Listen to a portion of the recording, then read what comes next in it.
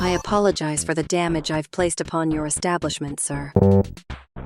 Excuse me, are you two all right? Oh my god, you're Hornet from Hollow Knight Silksong! That's correct, but how did you... Well. Look who decided to bless my humble little bar tonight. Hornet herself, the future indie queen of gaming. Actually, the current indie queen of gaming. This is honestly insane. Like, I feel like I should have rolled out a red carpet or something. Man, don't even mind the mess. That is totally okay. Don't worry about it. He probably had it coming, so if anything, it's his fault, not yours. Don't even worry about it. Yoshi back there, he's totally fine too. It's all good. How are you doing, honestly? How are you doing? Odd, yet flattered. You speak highly of me, Lennester, though I come only for conversation, and perhaps some nectar. I was waiting for you. You know, like a long time, but I'm actually just glad to see that you're here and you actually exist, and it just happened so fast, but at the same time I'm just glad you're here. Careful, Hornet. He's about 3 compliments away from proposing marriage. I mean, hey, can you blame me? She's literally the most researched game on Steam. She outhyped Elden Ring. She surpassed Cyberpunk. Bro, that for an indie game, that is insane. He is a really big fan. Oh, I see. Well, and let's be real, the design, the sleek mask, the flowing cloak, the giant needle. Bro, I love Hornet's drip. It's just so simplistic yet elegant. I appreciate your kind words deeply. But please. And let's be real, your game is so hyped that indie devs are literally shifting release dates just to avoid you. Silksong cleared the whole battlefield for this season. Oh, and your moveset, wall jumps, grapples, parries. You're basically like Spider-Man now. I love it. You've done so well. I told you this would happen if you kept glazing her. Except, I don't grab the box. I don't even grab the shelf. I grab boob. Full palm. Contact. Yo, what up, Brinster? It's Lennester. So today I'm gonna tell you how I almost got fired from GameStop because I accidentally copped a feel on my manager. Boob.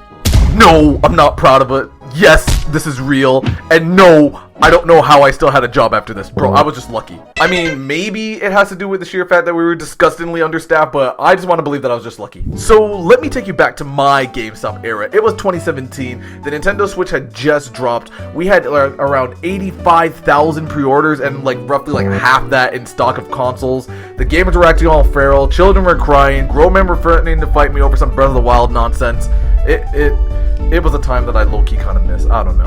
And there I was, minimum wage, still trying to figure out how fast can I find a new job in this economic climate, but still ultimately putting up with the same BS regardless. But at this point in time, me and my manager, Beanica, who, if you don't know, literally check out the backlog, there's a ton of videos about her, she was super chill.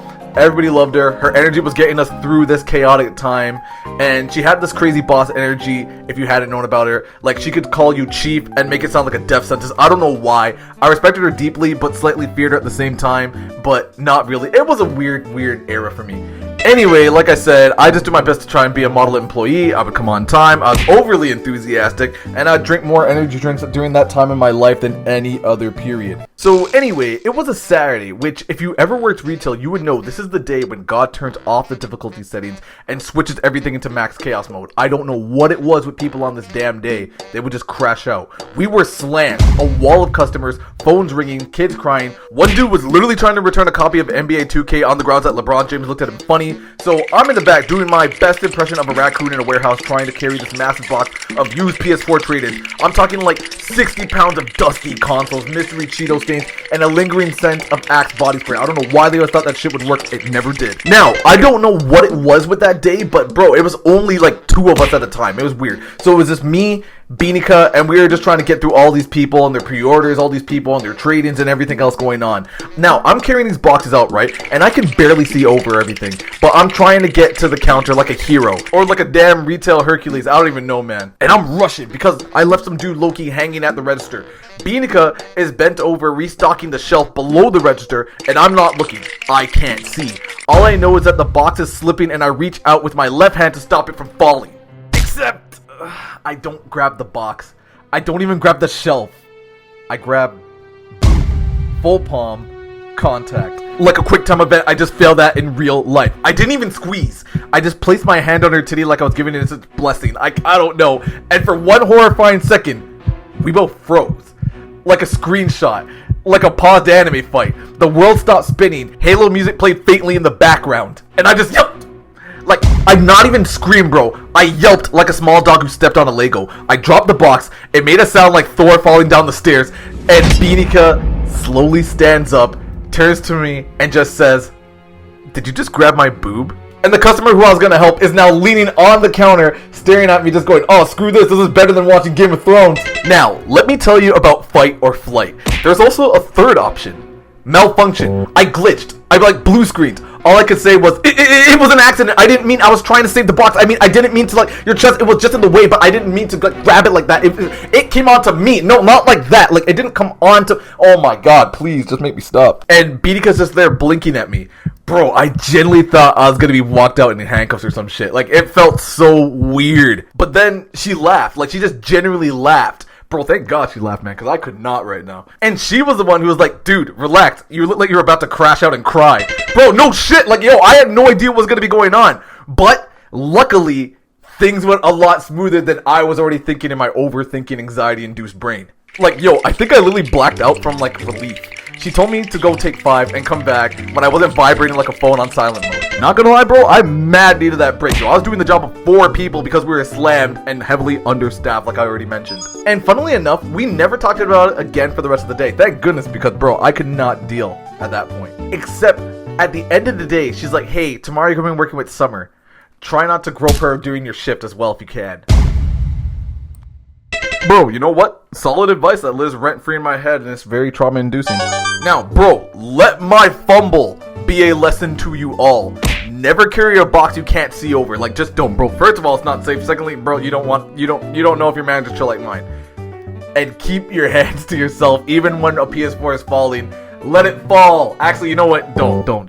Just grab a titty. It's okay. But, like, if it's your PS4 or a boob, bro, grab the boob, save the PS4. I'm just saying.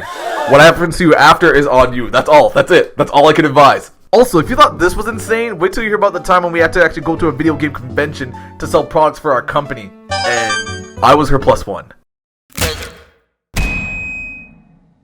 So boom. This is a story of how I tried to do something good for my body and instead traumatized my soul. You ever have one of those days where your whole body is just like done with you? Like your muscles are filing HR complaints, your knees sound like bubble wrap every time you bend down? Yeah, that was me.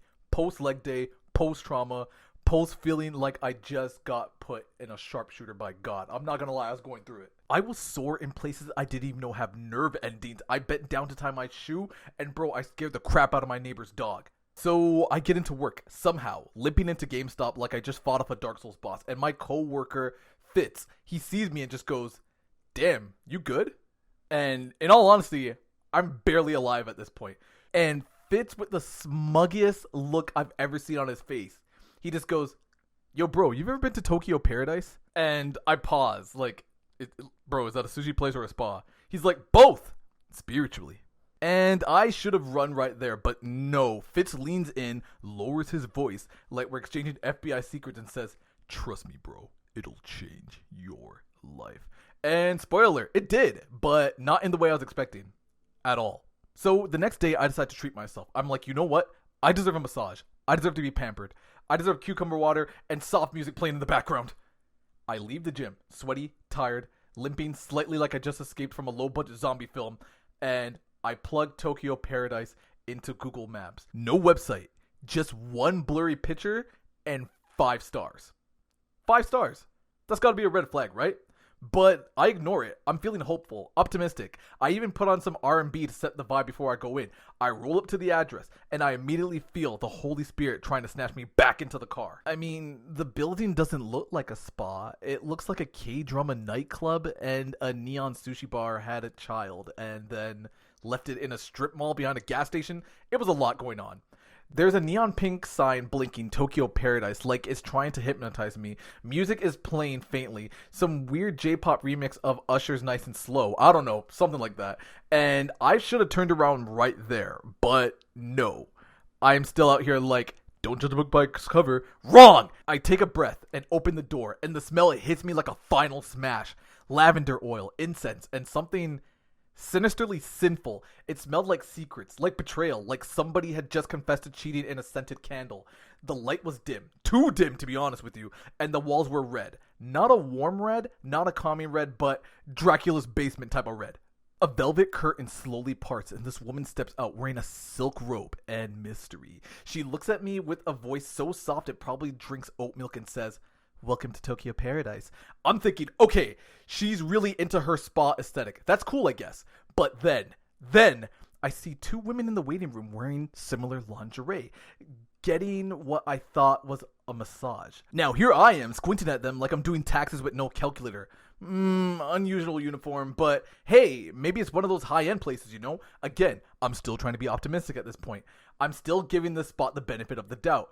I'm still out here like, maybe they just really embrace body positivity. Bro, anything to convince my mind it's not what I think it is. She motions for me to follow her. I take one hesitant step, and that's when she asks, "You want full service or half?" My soul left my body, bro. I did not know where I was. I needed an adult at this point.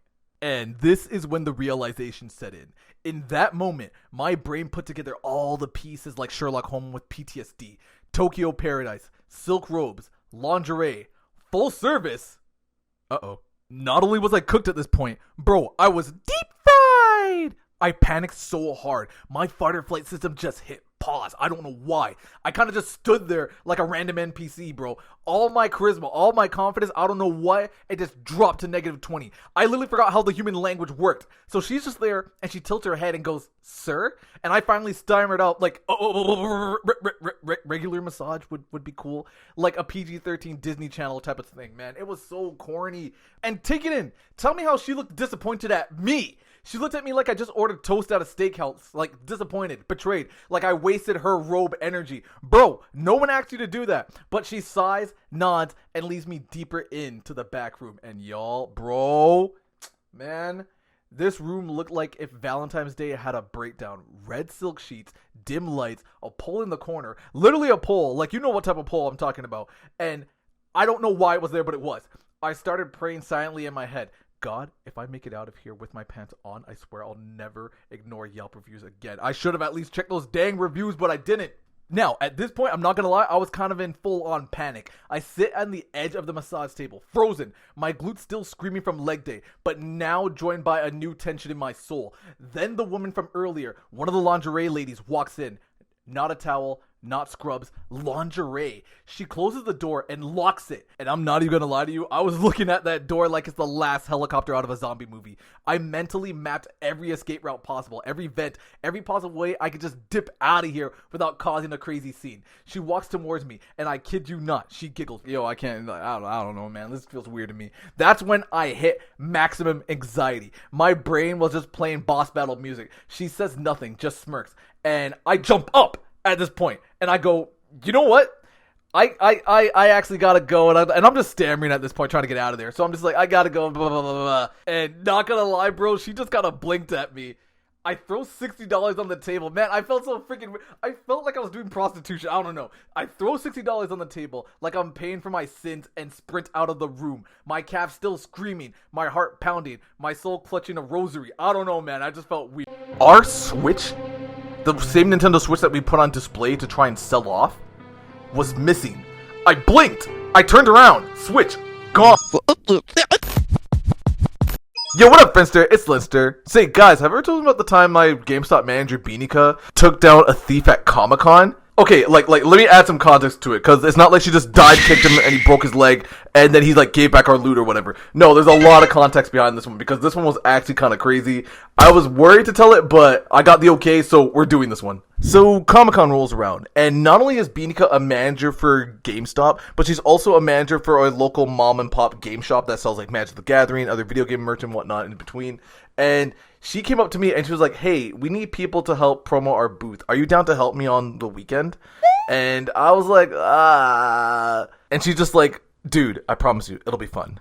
So I had to think about it for all of 30 seconds before I was like, okay, bet. Like, I mean, think about it, bro. Free passes, free snacks, a chance to wear my Madoka Magica t-shirt without judgment. sign me up. Now, here was the thing about what was going on at Comic-Con. Yeah, Bianca was coming with me, but to me, I just look at her and I'm just like, alright, yeah, no, pretty girl, she's cool, it's whatever. But bro, to the con goers, like, let's just say I've seen simping, and then I seen whatever the hell this was. Like, it was insane. Because she really wanted to get into it, and she was cosplaying, and she went as this one character from this one manga / anime called Iki Tosen, and I didn't even really know about it before. And she's just like, oh yeah, you don't know who I am? I'm just as Kanue. What, you don't know the anime? Are you serious? Bro, I don't know who that is. What I did know, though, is that her outfit was skimpy as hell, and she had like a giant spear. And I'm just like, alright, okay. But man, when I say every dude within a 10-mile radius was trying to ask what her favorite anime was and just trying to get to know her, it was insane. So we get there. We're setting up the booth, posters, display, stacks of game codes and demo units and etc. And we got a Nintendo Switch set out on display, right? Big mistake. Like, they were trying to push that stuff and like along with like the magic cards and everything else, but they were also trying to get rid of like as many consoles as possible this time. Anyway, within the first hour, we had what can only be described as a herd of simps show up. These weren't just regular dudes either. No, these were like shonen protagonists trying to get her number. One guy showed up with a body pillow and asked if she wanted to do it with her on TikTok. Another dude legit offered her a Funko Pop like he was trying to propose for marriage. Meanwhile, I'm in the corner like, y'all want a sticker or something? Like, y'all trying to buy a card or something? Like, we're trying to get rid of these switches. Bro, everyone ignored me. I didn't exist. It was just her and these simpy dudes, man. I don't know. She handled it like a pro, though. She was smiling, being polite, giving off that don't mess with me unless your credit score is over 700 energy. And I was impressed. I mean, I've never seen anybody code switch like that on a dime in my life. So the day keeps rolling on, and we're just chilling, handing out game flyers, exclusive codes, etc., you name it. Then all of a sudden, someone just screams, "Security!" from like 5 booths over. And people start turning their heads. Cosplayers are freezing mid-photo pose. Deadpool dropped his chimichanga, and some dude in Master Chief suit just straight up ran for cover like he was in a cutscene.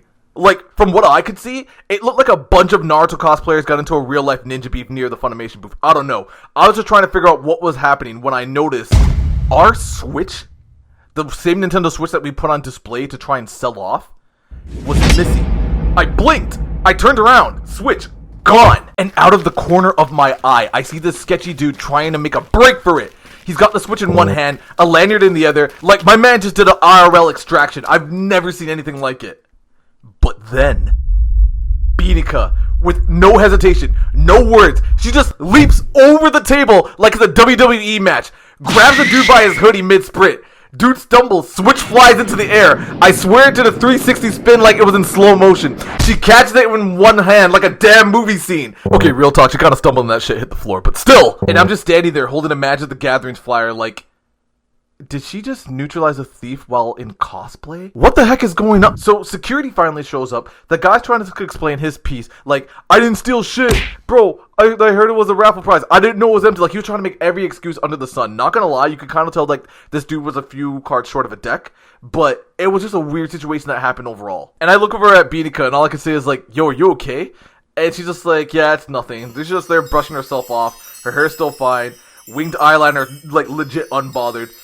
And the people around us, they weren't really clapping, but they were just like really happy, saying, yeah, don't mess with vendors, and all this other stuff like that. It was a good moment, really wholesome. A kid actually in a Pikachu hoodie called her Miss Switch Savior, I remember that. And the guy who actually owned the game store that we were renting his booth for at the convention, he gave her like a Pizza Hut like coupon that I swear was legit gonna expire that same day. Like, I don't know, it was so funny. But there's also a weird situation that happened with it. We became the booth that was known for, yo, this is the spot where the chick tackled the guy. And I'm like, yep, I know her. Would you guys like to buy any magic cards? Fuck no! I fucking hate this convention sometimes, bro. I'm not gonna lie to you. Everybody smelled bad.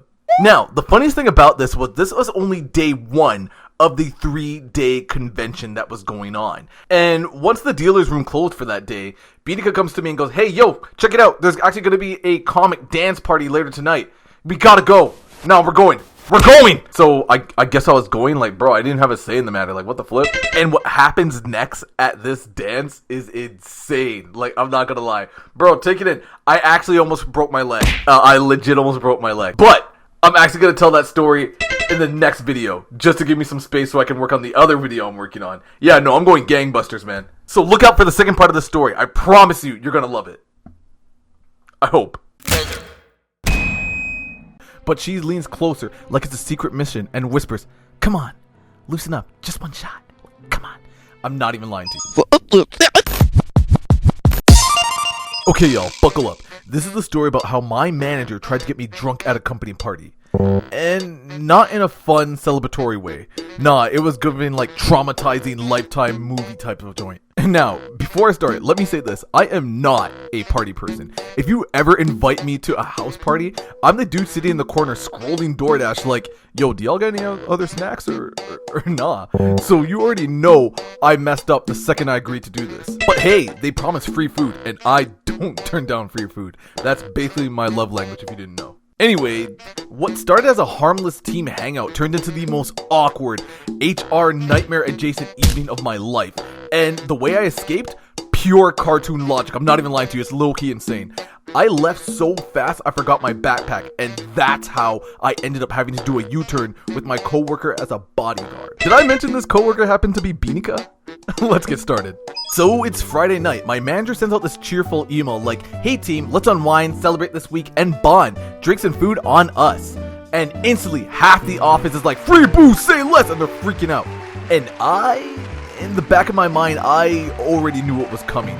Anytime alcohol and coworkers mix, it's never normal. At least in my industry anyway. Someone always cries, someone always overshares for whatever reason, and somebody always thinks karaoke is a good idea. I'll be honest with you, it's not. But against my better judgment and trying to be seen as one of the team, I go. So here's what happened. I walk in, boom, music blasting, trays of wings, cheap liquor bottles lined up like it's a college frat night. I spot Steve from accounting holding a solo cup like he's at Coachella, bragging about how he's still using an iPhone 6 because he's that kind of guy. Like, bro, you're not quirky, you're just behind on updates, but it was what it was. So at first it's chill, people are just chatting.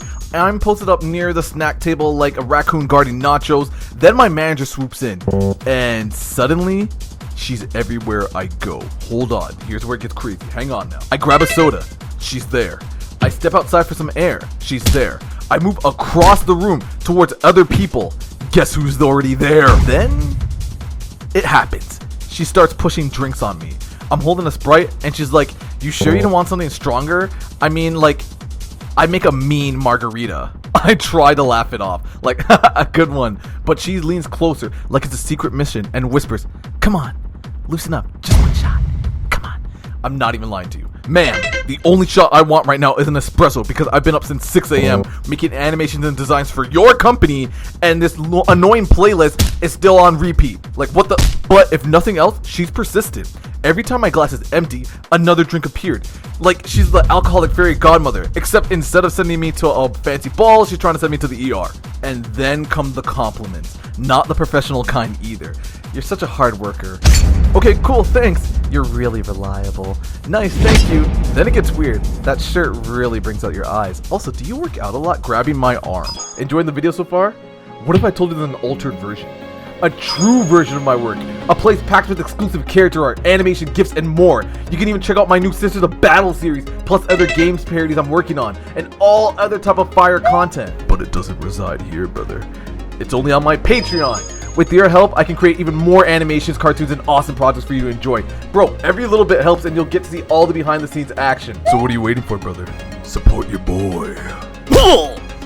Bro, I wanted to leave so badly. Now, at this point, I'm trapped. Like, I don't know how many of y'all have had your boss low-key flirting with you, but the vibe is like standing in a haunted house with the lights flicker. You don't know what's coming, but you know it ain't good. Like, literally. She keeps trying to get me to sit with her, come chill over here, we can talk away from the noise. Like, girl, no! Away from the noise is just you and me, and I'm not about to unlock that cutscene in my life. I don't want it. So I start planning my escape. I'm like plotting like it's Prison Break. My brain's like, okay, wait for his distraction, then hit the door running. Don't make eye contact. Just go as quickly as humanly possible. Finally, drunken Steve from accounting starts singing loudly, "Don't Stop Believing" on a plastic mic. That's my chance. I grab my backpack, make a beeline for the exit. Except I didn't grab my backpack. My brain thought I did, but nope. I left it sitting there like a child at daycare. Laptop, charger, my snacks, all my animation files back in the day, gone. I'm halfway home before it hits me, and I've noticed I got a choice. Option A, cut my losses and live my life without all my essentials. Option B, go back into the danger zone and get what's rightfully mine. So I learned to live a carefree life without everything I needed and work towards. No, I'm joking. I actually went back for option B. But I knew I couldn't go alone, so I called for backup. I called the one person I knew in the situation who could handle my manager. Sometimes it takes one giant monster to battle another. I called Beanika. Now, for those of you who don't know at this point, then holy, but it is what it is. Beanika's been my manager from GameStop. She's been super cool, super helpful, super awesome, a sweet, sweet person, one of my best friends to this day. Love her to death. And she was always had my back in a lot of crazy situations, even though she used to torment and harass me a lot of the time too. So, what had happened was, I needed backup, and she was that rightful person. So, I call, and she picks up. She's like, what do you need? I'm like, oh, hey, hi, yeah, my manager tried to turn, like, a dinner party into, like, a scene from The Bachelor, and I left my backpack there. So, Beanika just rolls her eyes over the phone, but she's like, what does that mean? And I'm like, I need you to help me go get it back, if that'd be really cool. And she goes, what? Sure. So, Beanika rolls with me, and we get there. And suddenly, I feel like I've got a Secret Service agent with me. I'm not gonna lie, it was really funny. And she's like, don't worry. If things get weird, I'll just tackle her and you run. So, yeah, that's the plan. We walk back in. My manager spots me immediately, like she's been waiting. Oh, you came back. I thought you left. And in my mind, I'm like, ma'am, please. This is not a date. This is a hostage negotiation. But this time, Beanika's there. And let me tell you, the second she sees her, her whole energy changes. She's like, can't push drinks on me. She can't throw compliments without it being obvious. It's like having a chaperone at prom. I don't care. Yo, call me what you will, bro. It worked because I wanted to get out of that situation. So Beanika's actually distracting her with small talk. I swoop in, grab my backpack like I'm disarming a bomb, and nod at her like, okay, extraction complete. And we bounce. Like, that's it. Beanika's like, okay, bye. No sequel, nothing else. Just nothing but a successful mission. So Monday rolls around. I walk into the office like nothing happened, except I know something happened. The vibe, thick. My manager barely makes eye contact with me because she's low-key embarrassed. She's suddenly acting super professional, like, good morning, Lennell. Please refer to the spreadsheets. And I'm like, yeah, okay, we're just gonna pretend Friday didn't happen. Cool. But you know how office gossip works. Word spreads. Suddenly people are whispering, laughing, giving me side eye. One guy in IT hands me a Capri Sun and goes, bro, I saw what happened. You survived that shit. Good on you. Man, I never stabbed a juice pouch so fast in my life. And to think, this is the start of my budding career. Yo, what up, Friendster? It's Lennester. Bro, this video had me wanting to pull my hair out. Tell me how this video crashed 3 different times. A lot of files got corrupted. Audio files got mashed up. It was a nightmare, but I want to do my best to get this out for you, so here it is. Holy crud. That was a rough one to get through, but I'm glad we got through it. Guys, if you got this far in the video, you know the drill. Comment, subscribe, ring the bell, all that cool jazz. Working on a bunch of other animated stuff coming down the pipe for sure. Man, this story time drained me out, but I'm just glad we all managed to get this one done. As always, if you want to support me, the Patreon's down there. You'll get exclusive content that I can't share here, and I appreciate y'all all the same. Bro, I am just going to chill out and relax. Y'all enjoy your day. Have yourselves a good one, and I will talk to you in the next one. Whew. I'm gone. Later. Then Fedora Guy makes the biggest fatal mistake. Yo, what up, Friendster? It's Lennester, and guys, I have a story for you that still lives rent-free in my brain. This was the day my GameStop manager Beanika completely snapped on a rude customer, and wait for it, launched his PS4 back at him like he was auditioning for the next Avengers movie. That shit was insane. And here's what happened. Like, I was just trying to clock in, do my thing, and get out of there, but no, fate had other plans, bro. Alright, so boom. This happened back when I was working at GameStop, aka the mental asylum for customer sanity. Like, people would walk in with the most respect and decency, and under 10 seconds flat would snap and act like you were trying to kill their whole family and just turn on you and start raging out, bro. It was insane. It was a whirlwind to work in, and there's so many stories behind it. Like, I don't know. But luckily, I had my manager Beanika, who was super smart, super chill, could defuse a bomb of a customer just raging out in 10 seconds flat, but was also an instigator. Like, she could literally probably make 2 priests fight each other. Like, I don't know what it was with this girl. She was just a master of wordplay when it came to that. Alright, so it's just a regular Tuesday, and I'm just there handling customers, and I'm mentally preparing to explain to this dude for the 400th time why we can't give you $200 for a used Xbox 360 wrapped in duct tape. Yeah, bro, sometimes you get the weirdest people that would just walk in. Like this guy. And for the sake of this story, we're just gonna call him Fedora. Fedora storms in, acting like he just got turned down by a baddie and he's gonna take it out on us. But like I said, At this point, I'm a pro, kinda, somewhat, I don't know. But he comes walking towards us, holding a crusty, ancient PS4, like it owed him money. He then slams the PS4 on the counter, like he's playing dominoes or some shit. Like, bro, I kid you not, he just went boom, and it shook the entire desk. And then this bro has the audacity to say, y'all sold me this broken trash last week, and I want my money back now! Bro, the second he said that, I already knew what type of timing it was about to be on. I already knew it was about to go down. But still, I'm a somewhat sort of not really professional, so here's how I handled it. Hi there, sir. First of all, this PS4 has been through the Great Ninja War in Naruto Shippuden. It's got Dorito dust in the USB port, something sticky on the bottom. Why is it always sticky? Like, what the fuck? And the power button is just gone. Like, bro, there was no you can't turn this shit on. Now, by this point, Fedora starts tweaking. Not like out the gate straight up tweaking, but you can tell he has the ball to fist. He's like getting all like grunty. And at this point, this is when my lovely manager Binika walks in. And if you think he had trouble dealing with me, imagine how a guy with this personality acts when dealing with a woman manager. Binika walks in, hi there, with their customer service tone, bro. I swear, it always made me laugh. Then she looks at the PS4, looks at Kevin, and goes, well, did you try turning it on?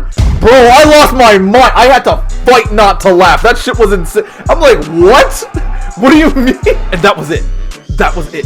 Fedora guy starts losing it. He starts ranting about how we sold him a shitty PS4 and he wants his money back, about how she's an incompetent manager, about how she even get her position, about this and that, about women, this is about equality, blah, blah, blah, blah, blah, blah. Shit that had nothing to do with this piece of crap piece of crap PS4. Bro, it was nuts. And like, he was just going on and on like, bro, this is a GameStop. It's not the Supreme Court. I don't know what you're trying to fight for so hard over here. Now, at this point, a small crowd, let's say like 3 or 4 people or so, are starting to form. There's a grandma buying a Pokemon game for her grandson, I believe. I remember that. And she's just standing there, like just standing there watching the whole thing like she's watching a UFC fight go down. Fedora, the volume keeps rising. Like, bro is like, he's lost it, man. He's tweaking at this point. But Binika, silent. During the whole commotion, she just not saying a word. Her eyes are locked on Fedora guy like a hawk, bro. But she doesn't say a thing. Then Fedora guy makes the biggest fatal mistake. He shoves the PS4 across the counter at Binika and says, fix it or give me a new one. Like, bro, he just shoved it right into her hands. Like, it was so weird. Oh man, I was about to be like, yo, what the fuck? But then I kid you not, Binika picks up the PS4, spins it like a discus at the fucking Olympics, and chucks it right back across the counter at Fedora guy. Like she's in Retail Fight Club or some shit. It slides off the counter, hits the floor with a thud, and she goes, there, fixed it. This bitch is cold. I loved her. Oh my god. Like, I gasped so hard, I almost inhaled my lanyard. Now, Fedora guy, redder than a raging tomato, screams, I'm calling corporate, and storms out without the PS4. Like he straight up left it like it was cursed. They always leave their console, game, or whatever when they're mad. I don't know. That's always a thing. And Binika, the goddess that she was, she didn't even flinch. She just turns to me and goes, lunch?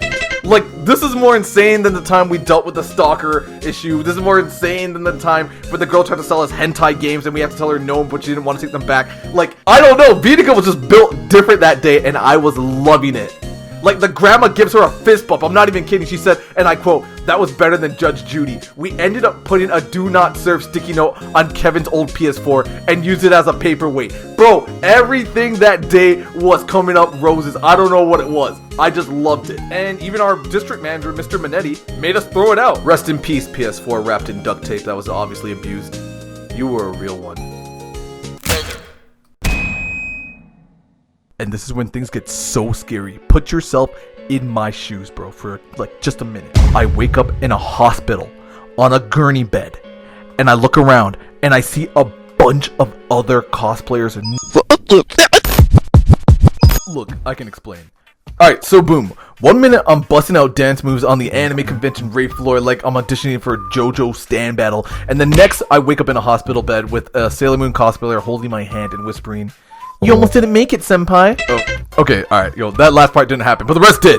So, how did I get here? Well, let me tell you the story of how my good friend Roxy, God bless her chaotic little heart, peer pressured me into becoming the drunkest man at the con. Not gonna lie, bro, this is a tragic tale of cosplay, tequila, and a dance floor I may never return to. Not gonna lie, I returned the very next day. So me and Roxy decided to hit up an anime convention called Anime North. It was not too far from us, and we kind of just wanted to do something where we could just nerd out. Now, mind you, this is the time when Aerith was actually out of the country, so me and Roxy were spending a lot of time together. And it was going to be awesome, bro. It was going to have cosplay, panels, overpriced merch and Pocky, and all that fun jazz. She actually dressed up as a maid from Zenless Zone Zero, and I basically just dressed as my usual blue hoodie fit, bro. Like, I wasn't changing, bro. Like, yeah, I'm not that cool. Anyway, everything's cool. We're vibing, walking around, getting pictures with guys dressed like Dragon Ball Z villains who smell like Axe body spray and desperation. And then Roxy hits me with this fun little idea. There's a rave tonight. Let's go! Now listen, when people say rave at an anime convention, they don't mean your typical party. They mean a sweaty neon-lit battlefield where people in cat ears pop up glow sticks like pills and do Naruto run in circles. I've seen it. It's crazy. Not gonna lie, I loved it. Now, here's where things get a little bit crazy. Before the rave, Roxy pulls me to the shady little hotel bar inside the Con Hotel. I should have known it was cursed when I saw a dude in a full-on Pikachu onesie passed out next to a vending machine. And Roxy's like, let's pregame. Just a little liquid courage, homie. Like, nothing too crazy. Remember those words, guys. Just a little liquid courage. Nothing too crazy. She then orders 2 tequila shots for herself and 4 for me. I'm like, why 4? She's like, have you seen how big you are? Besides, I want to see you dance, not do the sad side 2-step like you're dodging responsibility. So me trying to impress Roxy and look cool, take shot after shot. First one, I'm okay. Second one, I'm like, I'm starting to feel it, but you know, I'm still good. And actually, I'm starting to feel like really hyper and whatnot. Third one, oh, yo, I'm starting to feel like Luffy stretching into another dimension. By the 4th one, I transcended. I literally saw Goku and he's like, you're not ready for this. Now, at this moment in time, everything happens in quick blurs. I'm not even lying to you. We enter the rave, lights flashing, a DJ wearing a Gundam helmet, some girl dressed as Nezuko is doing the worm on the floor, someone in a tuxedo mask outfit is throwing glow sticks like ninja stars, and Roxy, bro, she's already on the dance floor moving like she's a streamer about to break off into her OF career. She yells, come on Lenny, dance, it's so much fun! And I'm not gonna lie, the vibes were good. And I wanted to impress her so bad. Like, I don't know. I just wanted her to think I was really cool or whatever, you know? And holy shit. We were dancing, partying, and things were amazing. Now, later on, I tried to walk up to her, but it's like my legs felt like they were made in Windows 98. They were lagging, buffering, and randomly shutting down. But I don't care. I get out there, and the beat drops, and bro, I'm dancing, vibing, doing shit I'd normally never do, which is making random friends out of total strangers. I look at Roxy, and I can genuinely tell she's loving every minute of it. It's going so well, like I'm having such fun. And then I blacked out mid-twerk. It was nuts. My last memory is Roxy saying, are you okay? And I say, I'm fine. I just feel like I have to throw up. And mind you, when I said that, I could not see. My vision was gone. So bro, I was gone. Next thing you know, and this is when things get so scary. Put yourself in my shoes, bro, for like just a minute. I wake up in a hospital on a gurney bed.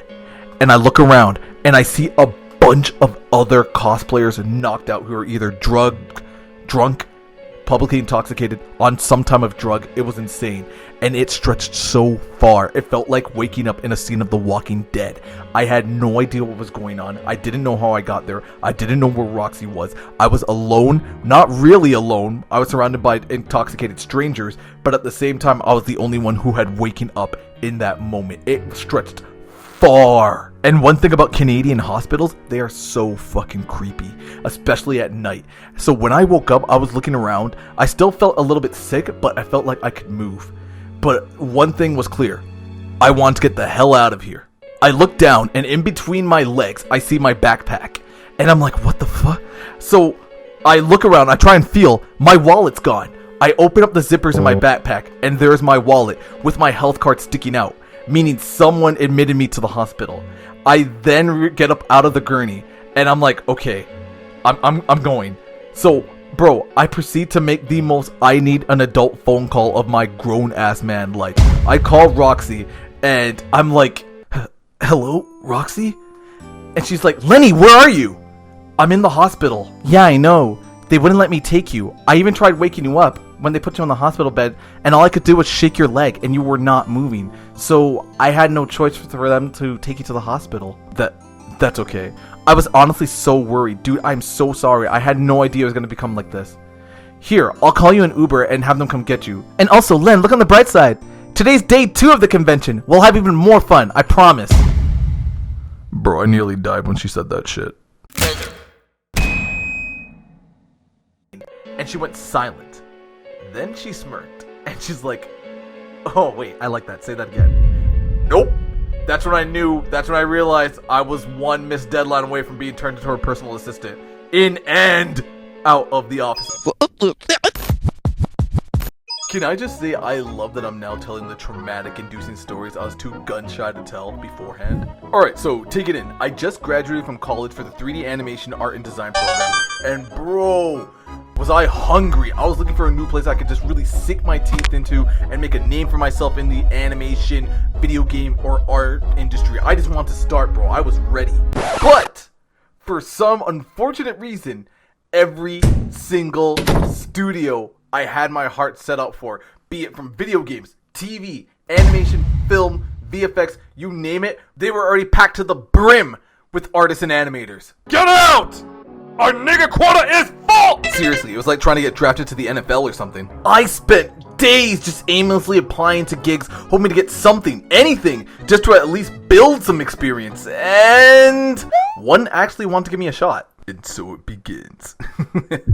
Suckers. Now, I was thinking your boy finally made it. I slipped through those cracks. I'm now going to be working in some of the hugest studios to be named Sony, 20th Century Fox, or even PlayStation. It was a small graphic design shop that basically specialized in printing banners and brochures for small local businesses and whatnot. Like, I was bummed, but not bummed, because at least I had a job, you know? And I was just starting out, so regardless, I had to get my feet wet in this industry some way, somehow. Besides, I was still working at GameStop, just on-call and on weekends, so I had that as a backup buffer just in case this place turned out to be like a waking nightmare. Alright, so boom! I walked in on my first day, and bro, when I say it was a small graphic design studio, I mean it was hella small. I mean, it was me, 3 people who looked like they ran Tumblr fan pages in 2009, and her. She was in her 30s, and dressed like she had a Pinterest board for boss babes, and had the kind of energy that screamed,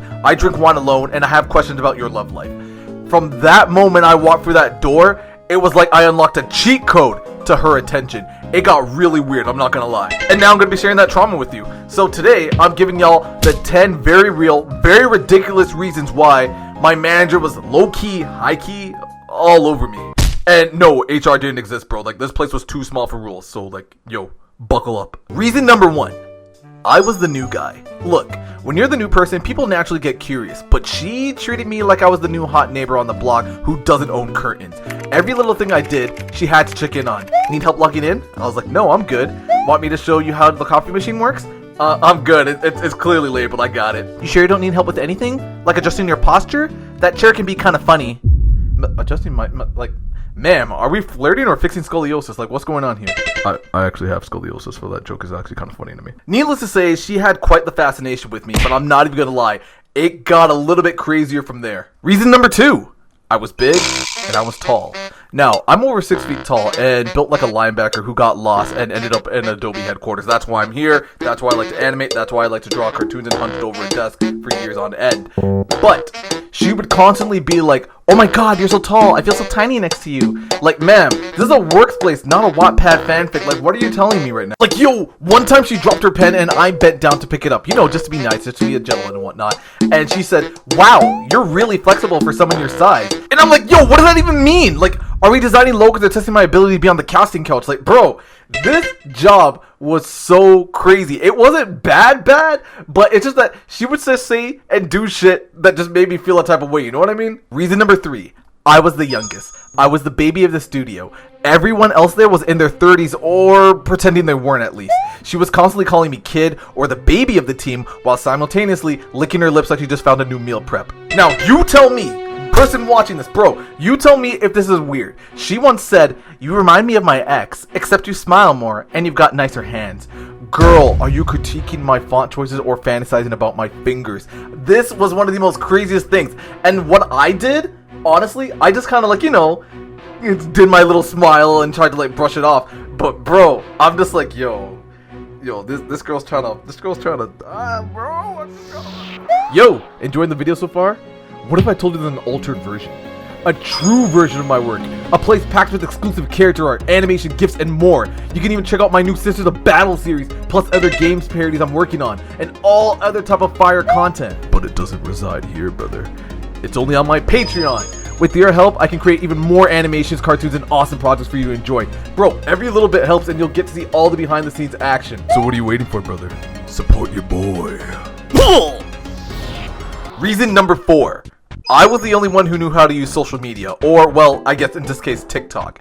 Every time there was a social media job, she'd be like, oh no, I don't get TikTok, or oh no, how does Instagram work? Maybe you could show me, you know, after hours? After hours! I want to go home! I want to play Super Mario Odyssey! Like, Miss Ma'am, do you want help making reels, or do you want me to teach you how to thirst trap with good lighting? Like, which one is it at this point? Reason number 5, and this one was so dumb, but it was a real thing. I brought my own lunch. Hear me out. This one sounds super innocent, right? Wrong. I brought my own meal prep lunch once. Like, you know, chicken, rice, vegetables. This is when I was going really insanely hard in the gym. And suddenly she's like watching me eat like I'm on my own mukbang live stream or some shit. Like, bro, it was insane. She was like, wow, you cook? That's so domestic. I said, yeah, I like to meal prep. And she goes, I like a man who knows how to take care of his meat. I choked on broccoli. I did not know what was going on at that point in time, but I just realized, yo, I gotta finish this job. I can't quit in the middle of this job, bro. Like, I gotta make sure I finish my contract. I can't leave. Reason number 6, and it's actually fairly common to be real with you. I actually did my work. The bar in that office was literally on the floor. Like, people would barely submit half-finished logos and calling it, oh, it's minimalist. Oh, it's just white space. Oh, it's what, like, bro, you just didn't want to do the work. I came in and actually hit deadlines. Suddenly, I'm getting daily compliments. You're so disciplined. You're so focused. And one day she's like, I love a man who knows how to use his tools. Keep it up, Lenny. Girl, it was a Wacom tablet. Like, yo, relax. I'm not trying to hear this anymore. Reason number 8, and I know this one sounds stupid, but I promise you it's real. I helped her move a box. I'm not even lying.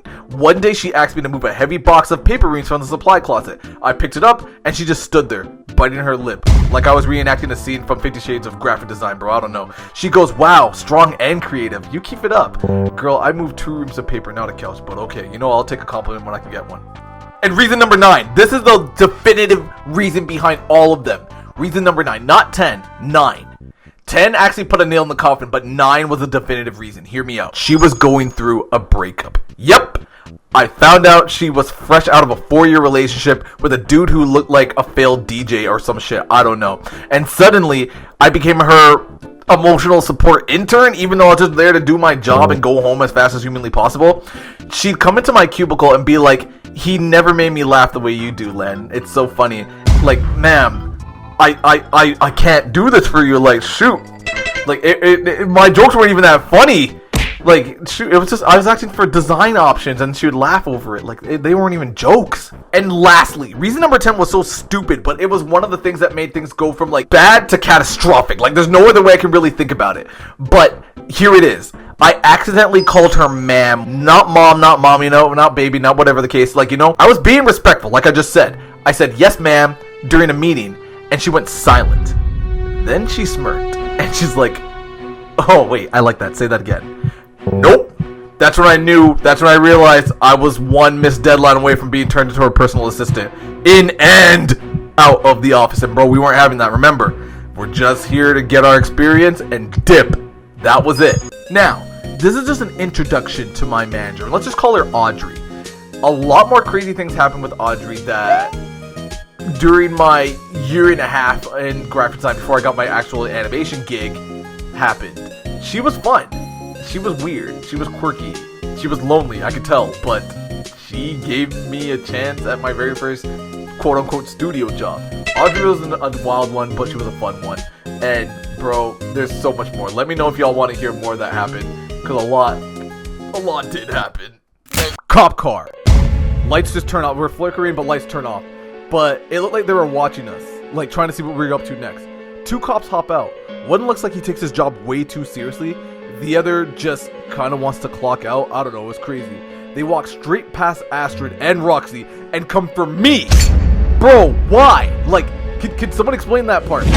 Like, we all know why though, but still.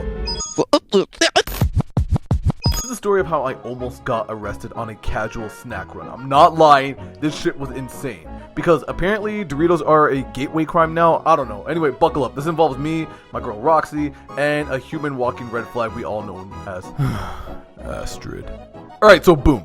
It's like 10 p.m. and that's dangerous hours for when your stomach goes, hey, chips would solve all your problems. I don't know, bro. I just had a hankering for it. I was chilling with Roxy, and y'all know her, right? Like, you know, chill, sweet, really good at video games, probably does yoga or something, I don't know, bro. And we head to the corner store. Bro, we had our hoodies on, and bad decisions were pending. It was wild. We're halfway through arguing what slushy flavors mix the best when, boom, enter chaos. Astrid. Now listen, Astrid is that one friend, I can't even call her a friend for real, but Astrid is that one person you kind of know, but also low-key fear. She's got crazy punk vibes, we all know that. She's like insane goth chick, the type of girl your parents tell you not to engage with. That's her. If you didn't know, you know. And there I am, hoping to God that she does not notice us. But yeah, she notices us quickly too. And she comes right over to where we are, leans up against a machine, and she's just like, huh. And Roxy's like, hey Astrid. And I'm just like, I just give her the nod, like, you know, what's up? And this girl doesn't say hi or anything like that. Guess what she says next? She literally says, buy me snacks or I riot. Like, bro, who starts a conversation like that? What do you mean, riot against what? Like, holy, it was so weird. And Roxy, being the sweet, adorable bean that she is, she literally shrugs, grabs some, like, snacks, like chocolate cookies, I can't even remember, like Doritos and whatnot, and gives it to her. Literally, she paid for her stuff. And I'm like, oh man, you a better woman than me. Wait, I'm not a woman. Alright, you know what I mean, bro. So after that is all said and done, we step out, and suddenly, cop car. Lights just turn off. We're flickering, but lights turn off. But it looked like they were watching us, like trying to see what we were up to next. 2 cops hop out. Oh, enjoying the video so far? What if I told you there's an altered version? A true version of my work.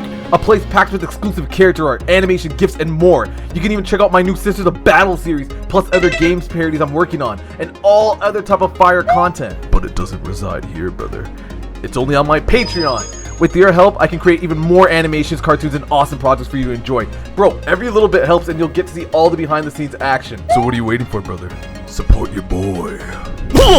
One looks like he takes his job way too seriously. The other just kind of wants to clock out. I don't know, it's crazy.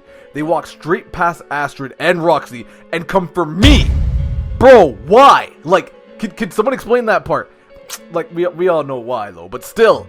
Holy, it was insane. And what do you do in these type of situations? Me, I usually try to play it really cool and calm, just because, like, you know, like, anything wild might set things off, so, you know, just coast through it and do your best to just, you know, calmly get out of the situation. Don't escalate anything, and, you know, just comply as easily as possible to get out as easily as possible. That's literally what I've learned, and it works. I'm not lying. So it begins. They basically just started asking us questions for the most part. So he's just like, hey, and I'm like, hi. And he's like, just grab some late night snacks, huh? And I'm like, can't complain, pretty much. Got Doritos in hand, man. And he's just like, yeah, cool. We actually got calls for a disturbance, and we're just kind of like, you know, checking it out, seeing what's going on. And I'm like, a disturbance? And Roxy looks at me. Astrid looks like she's not even really giving 2 shits about anything. And I'm just thinking to myself, wait, what is happening now? Disturbance? What type of disturbance could there be? So I'm like, I'm not going to lie to you, sir. I just came here to grab some snacks. I've been at home watching anime for the majority of the day. This is my first time outside in like 9 hours. And Roxy, bless her heart, she starts nervously pulling out receipts saying, yes, sir, here, this is what we got. Because I don't know why, she's always nervous around cops, even though she's done nothing and like she's like super innocent. She's like, yeah, sir, this is all we have. Shows her receipts, right? Everything's cool, everything's fine, because, you know, proof of purchase and whatnot. But just then, and I'm not lying, this legit happened. Out of nowhere, Astrid looks over and says, sir, I don't think he paid for his snacks. She said that about me. Astrid said that about me. This is one of the reasons I don't fuck with her, I'm not gonna lie. She legit was just like, sir, I don't think that guy paid for his snacks. And just like, ha ha ha, laughing, taking it in. Remember, bro, Roxy being the good person she is, she bought Astrid food. And then literally 5 minutes later, Astrid is trying to get me apprehended for something I did not do. And the crazy part is, the cop starts looking at me like I did something wild. And you know the worst part is, when someone does that to you in this type of situation, you do your best to stay calm. But this dude is just staring at me now. And he just like, do you mind if I could see your ID real quick? And I was like, are you serious? And he just goes, yeah, It's just real quick. It's just nothing crazy. Like, Buddy started getting more aggressive with me in the situation. Like, I committed a crime for real. Like, he legit thought I was like a perp. I give him my ID. Roxy's panicking, low-key sweating. Astrid's just smirking while she's just like eating chips like it's a damn show. And finally the cop squints at me, looks at Roxy, looks at Astrid, and then he just goes, yeah, you're clean. Be careful who you hang around with. And before the man could even finish the sentence, the clerk goes, hey, that's her! And he's talking to Astrid. He's going, I told this girl she can't come back in my shop.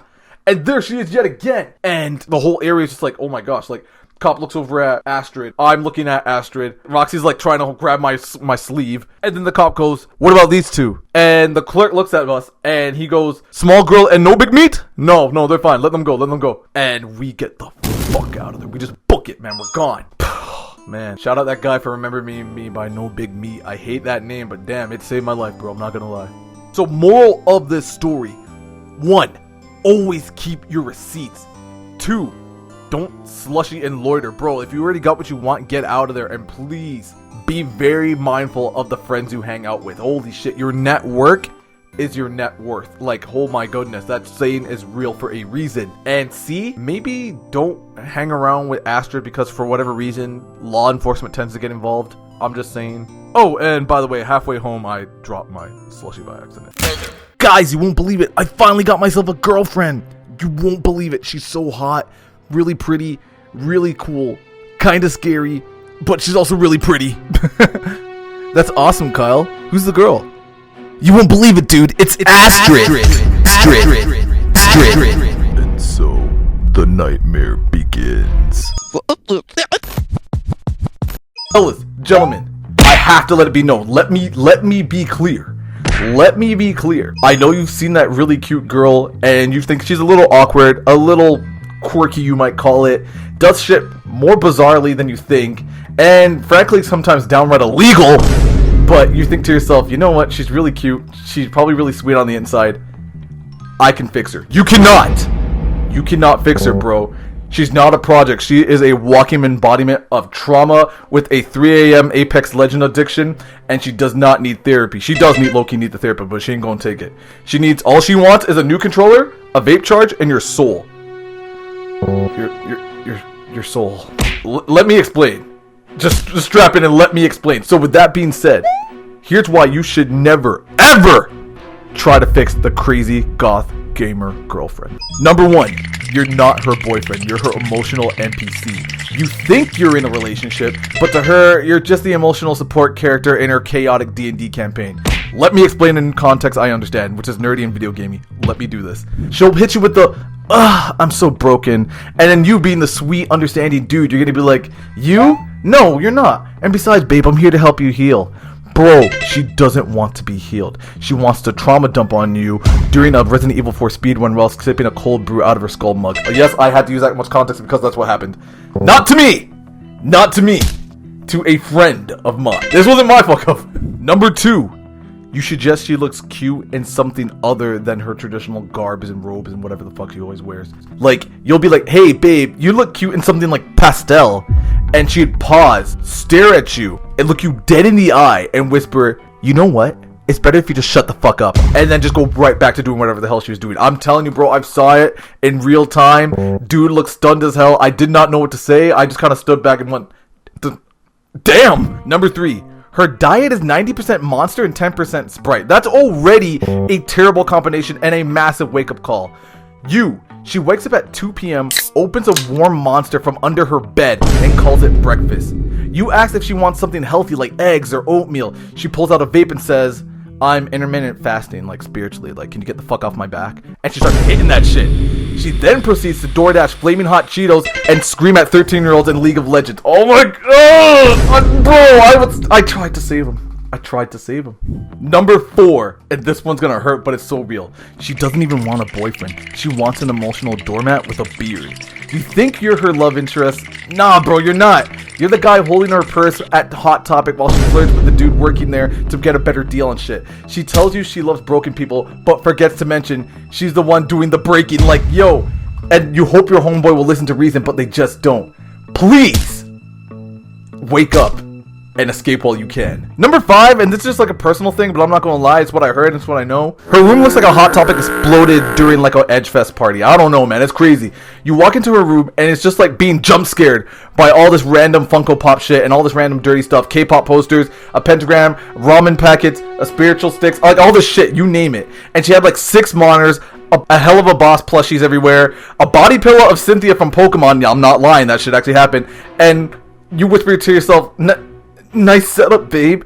But deep down, man, you know that shit is cursed as hell. Okay, bro, number 6. If you didn't catch him by number 4, good lord, you need help, bro. Like, but by number 6, even a man with dial-up for a brain can clue in and see, like, this might be bad for me. But here it is. Number 6, you actually try to help. But she sends you to hell in her DMs, in just her personality, just everything, just like draining you. Let me explain. A homie of mine who was in this situation once said, hey babe, maybe you should cut back on all the all-nighters. You've been awake for 40 hours. And she just hits you with that, maybe you should shut the fuck up and let me do what I want. By the way, I need money. Like, I'm not even lying, bro. And she had her hand out like this, stretching it at bro. And she said, if you're not gonna pay me, I'll just get it myself. And by get it herself, bro, she was talking about $5 discounting stuff. And you know what that means. This was a red flag across all boards. Number 7, you start losing yourself and you don't even notice. You start skipping the gym. You start skipping things that make you actually vibe out and feel good. You start thinking crying during movies that are supposed to be happy, or hating movies that are supposed to be happy is good, but it's not. Then one day you wake up wearing all black, blasting Suicide Boys, and Googling how to emotionally distance yourself from your goth girlfriend while still cuddling her. You're becoming her. And she hasn't changed at all. Like, bro, it's a vacuum pull. And if you've gone this far, you've endured this much crap because you saw something in there that never existed. Because holy crap, I don't know what's wrong with you, but maybe you did. Here is the wake-up call of it all. Number 8, you can't fix her, bro, because she doesn't want to be fixed. Duh! Like, seriously, you thought you'd be her anchor, her light in the darkness, her soft boy savior. Nah, you were just ultimately her next victim. You tried to fix her. You'll end up broken, questioning your own masculinity, wearing fishnets for aesthetic reasons, like crying into your ramen at 2 a.m. because she left you for a guy named Grimskull78 at Hot Topic. I'm not lying again, this actually happened. Homie had a job and a kill death and a better KD ratio on COD and she left him. It was that simple. And then slowly, you leave her by the grace of God. Your friends start to try and build back who you were and pick up the pieces for you. Not her.